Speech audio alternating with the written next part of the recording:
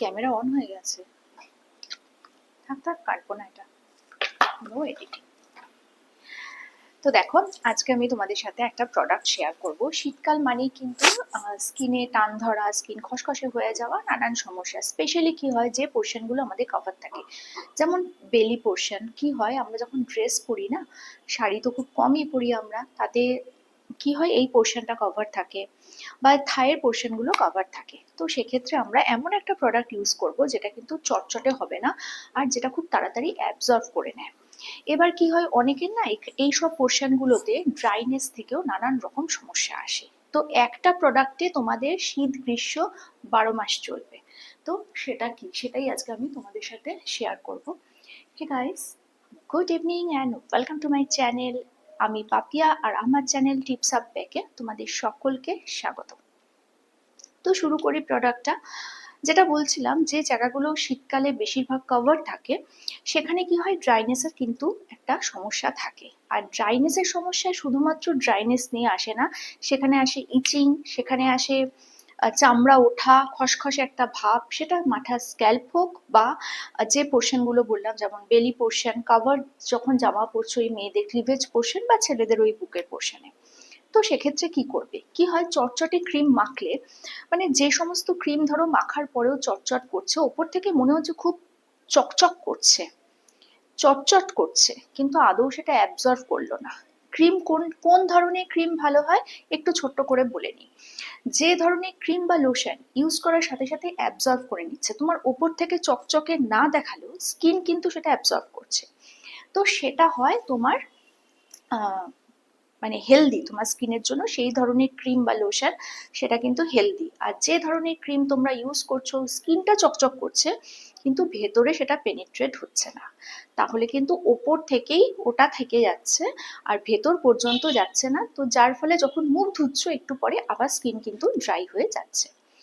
এমন জিনিস ইউজ করতে হবে যাদের এই সমস্যাগুলো আছে, ড্রাইনেস, ইচিং, স্কিন ফেটে যাওয়া, মানে এইসব পোর্শন যেগুলো ঢাকা থাকে, সেটা পেট হোক, বুকের এই কাজ হোক, বা পিঠের পোর্শন হোক, বা হাতের এইসব জায়গা, কি হয়, ছাল ছাল মতো ওঠে, হ্যাঁ, মাথায় খুশকি হলে যেরকম হয় না, ঠিক সেরকম হয়। তো সেক্ষেত্রে একটা প্রোডাক্টই তোমাদের কাজ চলে যাবে। তার আগে বলে নিই, এটা কোনো প্রমোশনাল ভিডিও নয়, আমি ইউজ করে উপকার পেয়েছি তাই আমি তোমাদের সাথে কিন্তু এটা শেয়ার করছি। সেটা কি, সেটা হচ্ছে, দেখো, মামা আর্থের এই অ্যালোভেরা জেল।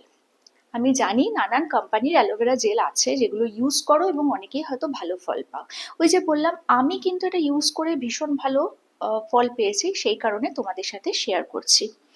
আমি শুনতে পাচ্ছি হেটার্সরা ওখান থেকে বসে বসে বলছো, তাহলে ব্রালেট পরে মামা আর্থ কেন? আরে বাবা, আমি তো একটু সিস্টেম ব্রেক করতে পছন্দ করি, এতদিনে তো জেনেই গেছো। শাড়ির সাথে ব্লাউজ, শাড়ির সাথে কার্ডিগান, শীতকালে আমি পরি ব্রালেট। ওকে, তো এটা নিয়ে আর প্রশ্ন করো না। যেটা বলছিলাম, এই মামা আর্থের এই প্রোডাক্টটা তোমরা একটুখানি হাতে নেবে, একদম 1 ড্রপ। দেখো আমি একটুখানি নিয়েছি কিন্তু হাতে,